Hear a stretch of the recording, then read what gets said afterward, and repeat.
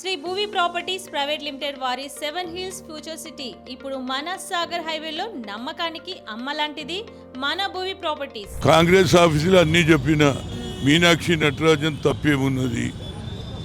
కేవలం నరేంద్ర మోడీ ఏమంటాడు, బేటీ బచావ్ బేటీ పడావ్ అంటాడు. అక్కడ మమతా బెనర్జీని ఫినిష్ చేశాడు, ప్రభుత్వాన్ని వడగొట్టిండు, ఉన్న ఎంపీలంతా తీసుకుపోయి ఎన్డీలో చేర్చుకున్నాడు.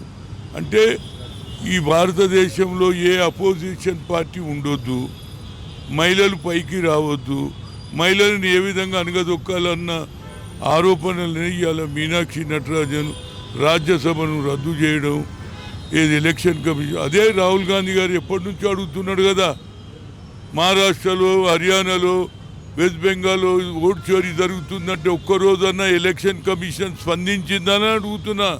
అట్లీస్ట్ పిలిచి మాట్లాడిరా అంటున్నా. అంటే ఇది డిక్టేటర్ పరిపాలన.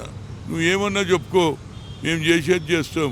4వ ప్రధానమంత్రి కావాలన్నట, అందుగురించి ఇవన్నీ వ్యవహారం చేస్తున్నాడు.